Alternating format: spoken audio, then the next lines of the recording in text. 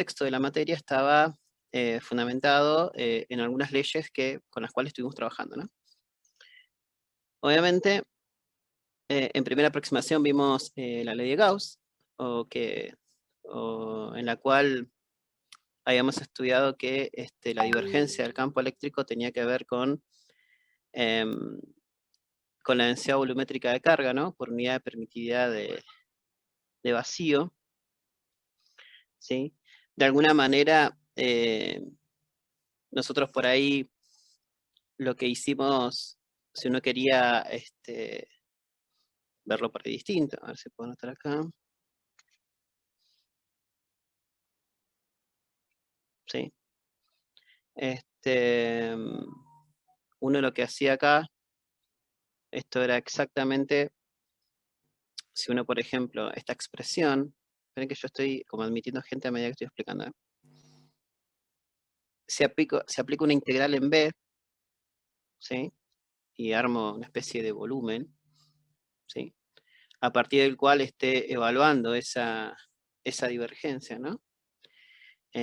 O sea que el paso acá sería como, ¿sí? Aplicar acá una integral de volumen, ¿sí? No me da mucho espacio, pero ustedes me entienden. Sería como hacer un camino inverso del que hicimos cuando mostramos esto, ¿sí? Obviamente 1 sobre epsilon 0 sale afuera y nos queda la integral de ρ diferencial de B. Sí, es una integral de B acá. Está bien. Y luego lo que hacíamos era aplicar el teorema de la divergencia, ¿no? Y es lo mismo como comúnmente nosotros trabajamos, del lado izquierdo. Nos queda que el flujo eléctrico, ¿sí? A través de esa superficie cerrada, bueno, esa flechita está arriba de ese, ¿no? Tenía que ver con la fuente del campo eléctrico, que es la carga neta, ¿no? Porque eso es lo que vimos, bueno, esa es la carga neta. Eso, de alguna manera u otra, es la ley de Gauss, ¿no? ¿Sí?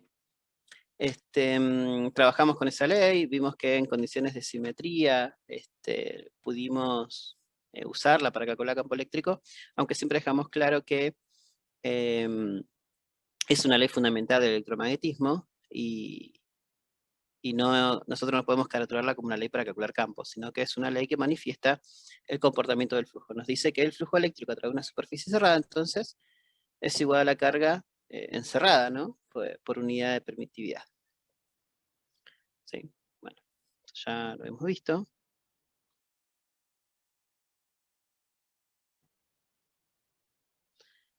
De la misma manera, vimos, ¿qué ley era esta?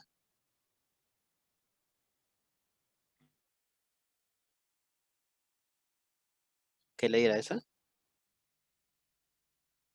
¿Se escucha? Hola, ¿me escuchan? Ah, al menos hagan, sí. La expresión es la ley de Faraday, ¿no? Que de alguna manera, si también lo trabajamos un poquito, en este caso, lo que tenemos ahí es un rotacional de campo eléctrico, ¿sí? Entonces, ¿se acuerdan que lo que hacíamos en ese caso, si bien fuimos como para el otro lado, digamos, ¿no? Pero en este caso, hacemos una integral de superficie, ¿no? Sí, o sea, cuando veo la divergencia, hago una integral de volumen. Cuando veo ese rotacional, hago una integral de superficie. Y, bueno, obviamente, ¿no? Tendría que haber dejado espacio acá para escribir, pero ustedes me entienden seguramente, ¿no? De la misma manera, puedo trabajarlo acá, con unidad de superficie, para que quede lo mismo de ambos lados. ¿Sí?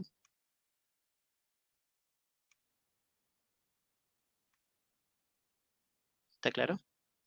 Entonces, lo que hacíamos acá es aplicar el teorema de Stokes, ¿no? Y esto nos va a quedar una integral, también, ¿sí? Por una integral de lazo que uno le puede llamar.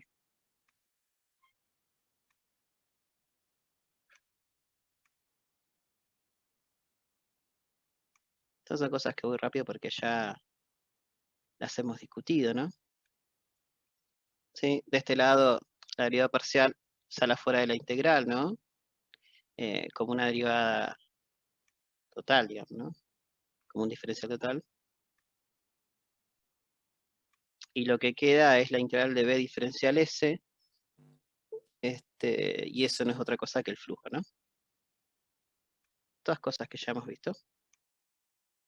El flujo magnético, ¿no?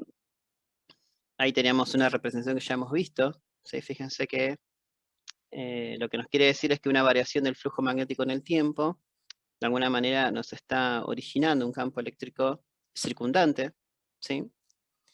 Y que su sentido tiene que ver con oponerse a la causa que lo está provocando. Por eso en este caso, a medida que pasa el tiempo, se ven más crucecitas, ¿no?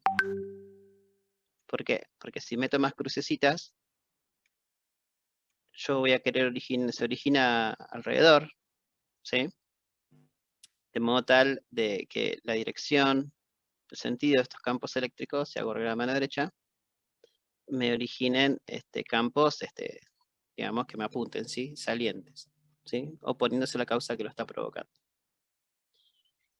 Y por otro lado, también vimos,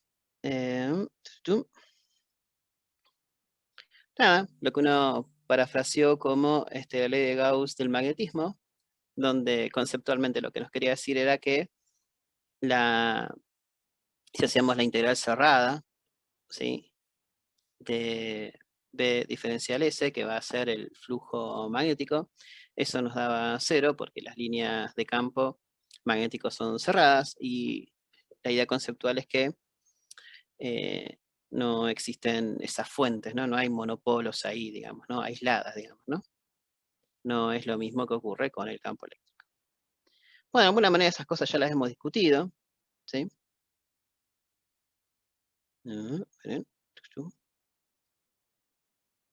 Fíjense que les hice esta animación, ¿eh? Y además vimos la ley de Ampère. ¿Se acuerdan? Ahora, acá ya empezamos a jugar un poquito. ¿Sí? Esto traté de ponerlo así, de modo tal de que se entienda, así que espero que se entienda. Fíjense que, ¿qué ocurre si tomamos la divergencia? Es decir, si agarramos la ley de Ampère, así como nosotros a ver, así como nosotros la aprendimos, ¿sí? Como la desarrollamos a lo largo de las clases, ¿sí? Está claro que esto es exactamente igual, ¿sí? Como veo un rotacional, debería ser una integral de superficie, ¿sí? Al hacer la integral de superficie, acá me quedaría la integral de superficie de S, acá me queda un diferencial S, acá la integral de superficie, mu 0 saldría fuera, y nos quedaría J diferencial S, o sea, eso sería la corriente I, ¿no? Y aplicando el teorema de Stokes, de este lado nos queda lo que comúnmente decíamos, ¿no? Un poco la trabajamos, sí. Todas esas cositas de pasajes de una a otra son las que ustedes tienen que poder repasar después.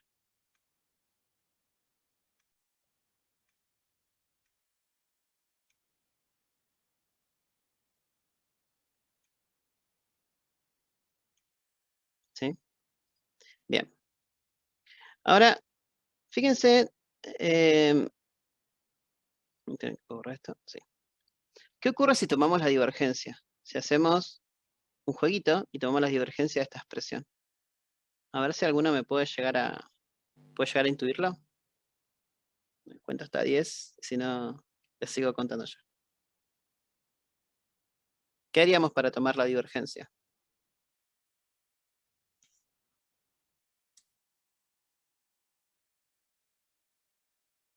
¿Les cuento yo?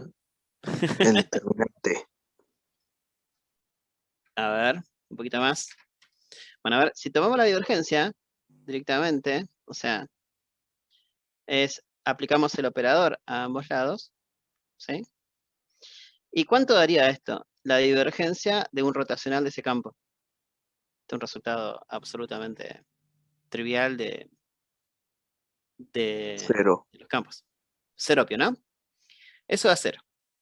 Bien. Se los dejo para que también, si alguno no lo cree, lo tiene que después justificar. Pero, ¿qué problema tenemos ahí si esto es 0? Fíjense, si lo que está a la izquierda es 0, implica que lo que está a la derecha tiene que ser 0, ¿no? Pero si lo que está a la derecha es 0, es extraño, ¿no? O sea, mu 0 se va para allá, nos queda 0 igual a la divergencia de J. ¿Es posible eso, lo que estamos escribiendo ahí?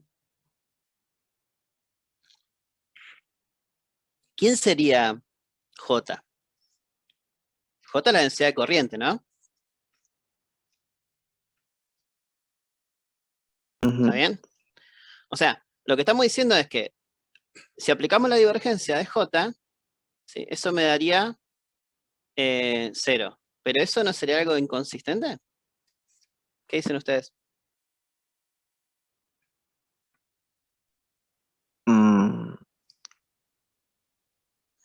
Es hasta extraño, de hecho. Muy extraño, por supuesto. De hecho, eso no puede ocurrir porque en realidad el flujo de corriente, ¿sí? Que proviene de cualquier superficie, digamos, cerrada, ¿sí? Que sea nula, no puede ser, ¿sí? Es decir, fíjense, si está la divergencia de J, quiere decir que atrás de esto yo podría poner aplicando el teorema de la divergencia, ¿sí? Atrás de esto hay una integral cerrada de superficie de J diferencial S. Y eso igual a 0, digamos, ¿no?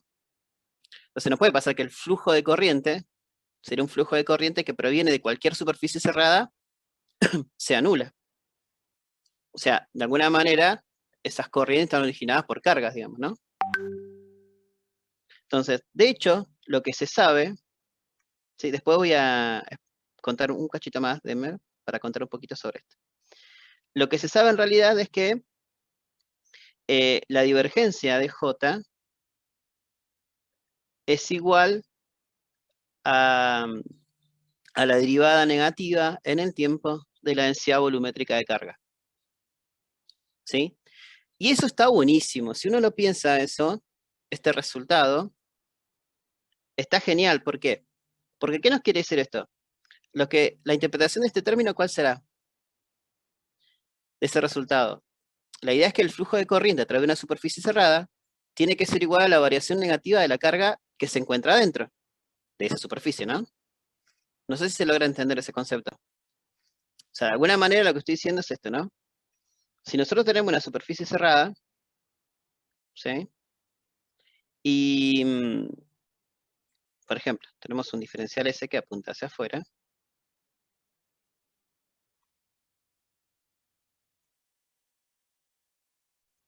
Lo que estamos diciendo es que este flujo de corriente, si expresado en una densidad, ¿sí? Que sale hacia afuera, digamos. Cuando yo junto todo ese flujo que está ahí, me va a dar J a través de la superficie, ¿no? Entonces, eso que está ahí no puede ser nulo. Sería esto que estoy diciendo acá. Esto no. Entonces, de hecho, lo que se observa es que tiene que ver con la disminución de la densidad volumétrica de carga en el tiempo. Es decir, a medida que yo tengo corriente, puedo pensarlo así conceptualmente. Imagínense una bolsa ustedes, y a medida que estoy viendo corriente a través de superficie, estoy midiendo, estoy pensando que adentro de este volumen B me está quedando menos carga por unidad de tiempo. ¿Por qué? Porque hay cargas que están fluyendo hacia afuera, originando esa corriente. ¿Se entiende conceptualmente la idea? Sí. ¿Sí? Eso es importante. Bueno, de alguna manera, esto es muy común en física. No sé si ustedes vieron algo en física 2, por ejemplo, porque pasaría lo mismo si estaríamos en, no sé, por ejemplo, a ver, puede ser en el calor, ¿sí? En alguna ecuación de difusión, por ejemplo, ¿no? Eso es lo que uno llama la ley de conservación de la carga. O sea, cualquier flujo de carga debe venir de alguna fuente. Eso es lo que estamos diciendo, ¿no? Entonces, de alguna manera, conceptualmente, así con los dedos que entendamos esto, por supuesto la idea es no hacer ninguna cuenta, sino que se entienda claramente conceptualmente, lo que nos quiere decir es que hay algún problemita con el origen de cuando empecé el análisis. O sea, de acá. Acá está el origen. Entonces, evidentemente hay un problema que hay que resolver. Entonces, de alguna manera, Maxwell se da cuenta de esas cosas, ¿sí? Y él propone entonces, hay un ejemplo muy clásico que está en todos los libros, él dice, bueno, en realidad es que a la ley de Ampère le falta un término que está relacionado con la variación del campo eléctrico en el tiempo, ¿sí? Que obviamente también toma estas mu 0 y epsilon 0 porque está claro que también hay una cuestión de unidades acá. Pero de alguna manera lo que dice, la ley de Ampère así como estaba original, estaba incompleta. Entonces el aporte de Maxwell está en agregar este término que tiene que ver con la variación del campo eléctrico en el tiempo. Fíjense que hay una absoluta simetría, ¿sí?, con la ley de Faraday. Fíjense que acá en este dibujito que está en la mayoría de los libros, yo no lo veo bien acá, pero en el inciso A, por ejemplo, la parte de arriba de este dibujito, se está tomando una superficie, ¿sí?, y un lazo a través de superficie que es anillo amperiano, ¿no? Entonces, cuando se calcula, se utiliza la ley de Ampère en este caso, voy a encontrar el campo circundante, ¿no?, que tengo ahí a través de esa corriente de conducción. Y bueno, de alguna manera la ley de Ampère ahí la estamos trabajando bien. Lo que tengo acá es un capacitor, pero si yo extiendo mi superficie, ¿sí?, y la hago pasar por acá dentro del capacitor, y tomo ese anillo amperiano, sí, que no lo cambio, sino que estoy cambiando la superficie, de alguna manera, lo que está atravesando acá, ya no tengo corriente de conducción. Lo que tengo acá adentro es otra cosa, ¿no? Es otro origen. Y eso lo puedo pensar conceptualmente. De alguna manera, acuérdense ustedes de lo que pasa en un capacitor. El capacitor, ¿sí?, imagínense que ustedes encienden el interruptor, ¿sí?, se empieza a cargar desde 0 hasta un valor de Q. Las placas de ese capacitor van a empezar a tener más Q y menos Q, ¿sí?, más Q y menos Q, más Q y menos Q, hasta llegar al total, ¿no? Entonces, a medida que se va cargando, ¿sí?, van a empezar a ver líneas de campo, ¿sí? Imagínense, para hacer un análisis conceptual, de que a medida que se va llenando de carga, van a aparecer más líneas. Si las áreas son la misma, digamos, el área del capacitor no varía, digamos, entonces implica que el campo eléctrico está variando en el tiempo, ¿sí? Entonces, de alguna manera, hay un campo magnético ahí, entre las placas del capacitor, que no se va a producir por corriente de conducción, ¿sí?, como pasa acá afuera, sino que se va a producir estrictamente por la variación del campo eléctrico en el tiempo, ¿sí? Varía hasta que se cargaron, ¿sí? Mientras exista esta variación de campo eléctrico en el tiempo, voy a originar un campo magnético. Si no quiero ver esta ley, a esto se le llama la ley de Ampère generalizada por Maxwell, ¿sí? Entonces el aporte de Maxwell, ¿sí?, ya vemos algo novedoso, ¿sí?, tiene que ver con incorporar este término que tenemos acá, ¿sí?, que depende exclusivamente de la variación del campo eléctrico en el tiempo. Obviamente, si nosotros quisiéramos expresarlo de manera integral, ¿qué deberíamos hacer? Bueno, un poco, ya saben la receta, como yo tengo acá un rotacional, ¿sí?, ¿qué era lo que hacíamos? Metemos una integral de superficie, ¿sí?, y cuando metemos la integral de superficie, luego aplicamos el teorema de Stokes acá a la izquierda y nos va a quedar una integral de lazo de b diferencial L. Este término ya sabemos cuánto es, que es mu 0 por i, ¿sí?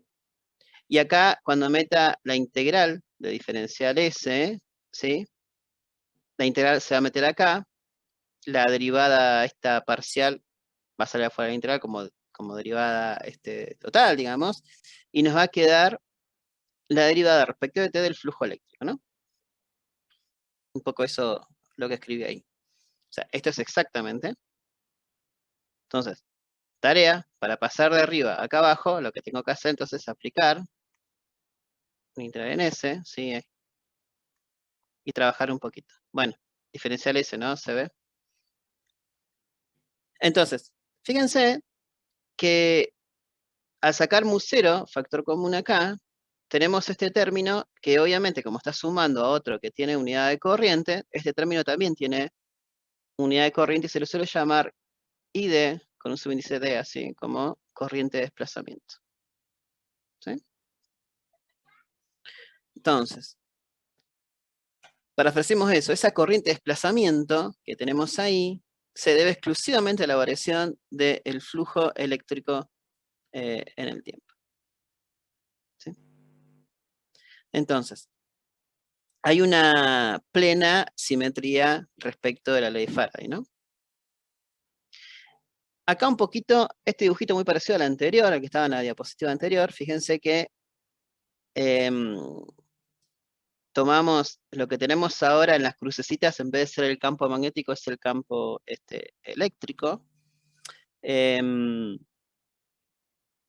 Y lo que está pasando acá es que, así como está, está obviamente variando el campo eléctrico, ¿sí?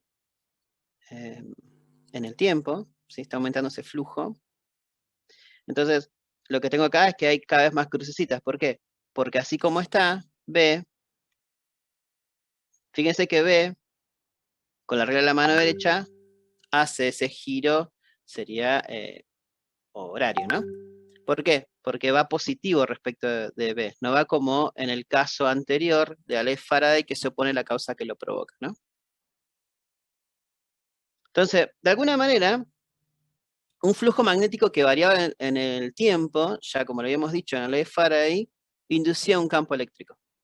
Pero acá lo que estamos viendo, ¿sí? Es que un flujo eléctrico variable en el tiempo induce un campo magnético, ¿sí? Entonces, de alguna manera, un campo magnético se va a crear o por corriente de conducción, ¿sí? Que se está, o corriente de cargas, digamos, porque las cargas están circulando, o por una corriente de desplazamiento, que el origen de esa corriente de desplazamiento es la variación del flujo eléctrico en el tiempo. Está buenísimo, ¿no? Bueno, no sé. ¿Están todos dormidos? Ahora volvamos al problema original. Acá hay un poquito de tarea para ustedes, pero está bueno. Vieron que originalmente yo les había dicho, bueno, teníamos una inconsistencia cuando tomábamos la divergencia de la ley de Ampère así tal cual la habíamos aprendido. Pero si la tomamos desde la ley de la que generaliza Maxwell, la que le da su aporte de la variación en el tiempo del campo, que atrás de eso tengo el flujo eléctrico que varía en el tiempo, ¿qué ocurre si hacemos eso? Fíjense. Entonces, en este caso, lo que estoy haciendo es tomando la divergencia, ¿sí? De la ley de Ampère generalizada por Maxwell. Si hacemos eso, obviamente ya sabemos que el término de la izquierda es 0. ¿Sí? Ahí vamos a jugar un poquito. Fíjense, los mu0, lo saqué. Esto es ya lo que teníamos originalmente. Y luego, ¿sí? Al aplicar el gradiente acá, ¿sí? Fíjense, lo aplicamos acá y es exactamente, ¿sí? Por propiedades, de tener la derivada afuera y el gradiente adentro. ¿Sí? Y esto que está acá ya lo conocemos, porque esto no es otra cosa que la ley de Gauss, como se habrán dado cuenta. O sea que está Maxwell presente completamente ahí. ¿Sí? Y opa, ¿qué obtenemos acá? Obtenemos, si jugamos un poquito, la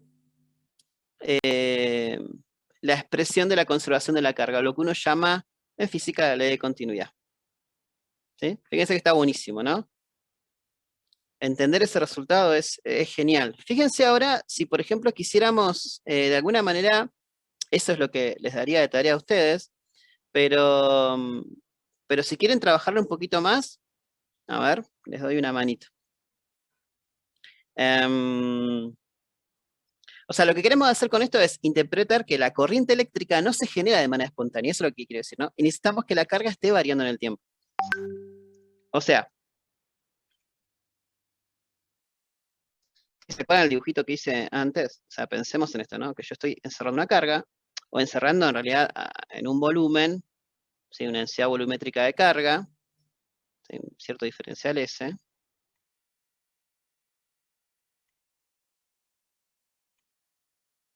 ¿no?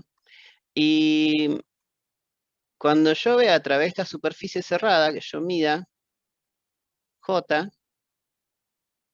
lo que está pasando, lo que me dice esa ley de continuidad, es que de alguna manera lo que tengo acá adentro es que hay la carga está variando en el tiempo, ¿sí? De manera negativa, ¿no? Eso es lo que se ve a través de esa ley. Fíjense si jugamos un cachito más. A ver, de tarea está que ustedes trabajen a ver a dónde llegan. Sí, pero fíjense, les voy a dar una manita. Fíjense si yo pongo esto así.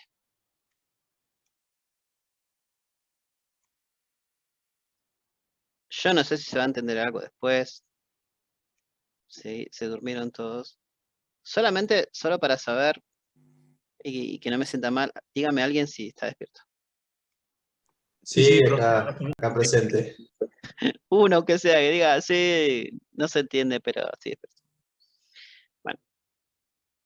Fíjense, si... A ver, tengo un chat. Espera.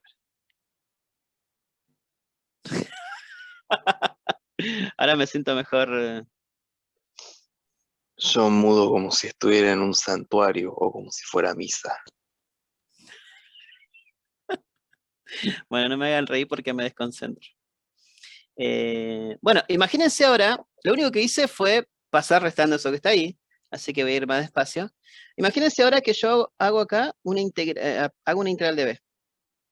Esto está too much, ¿eh?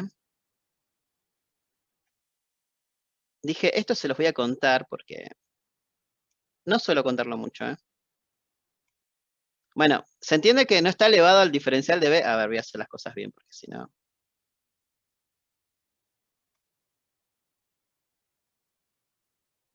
Vamos a hacer las cosas bien.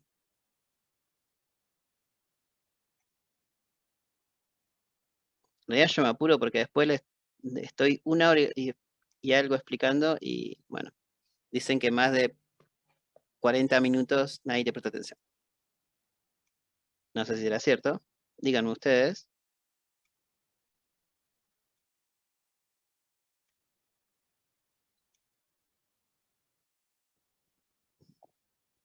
Es eso, ¿no? Debe ser verdad. Sí, sí, sí, yo entiendo. Pero bueno.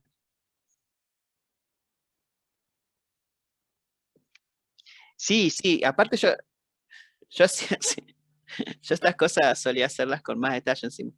Eh, pero bueno, sigamos hay un cachito más que está buenísimo. Fíjense, este término de la derecha es el más fácil, ¿sí? ¿Por qué? Porque, ¿a qué sería igual esto de la derecha? A ver, qué horrible que es prolijo, pero sería igual a menos, ¿no? Esta derivada parcial, si sale fuera de la integral, eso nos queda una derivada, digamos, total respecto de t. Cosas de la matemática, ¿no? No voy a indagar en eso, ustedes tienen que saber el origen de esas cosas.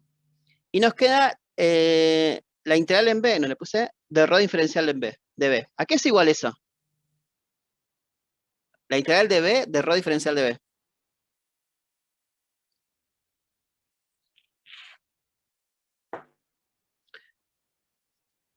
Diego Lemuñir, dígame, ¿a qué es igual? La integral de b de rho diferencial de b. Estoy pensando. Ajá.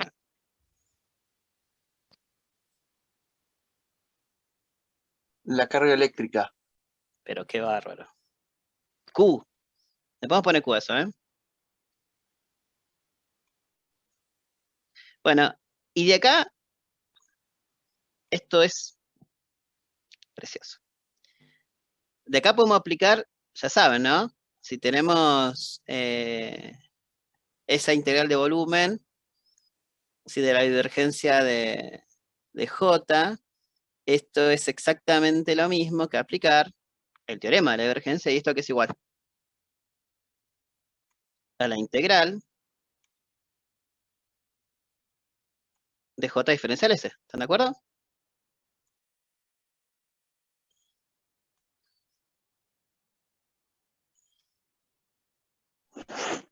Justo la corriente eléctrica, en definitiva. ¡Qué bárbaro!, ¿no? No cualquier corriente eléctrica.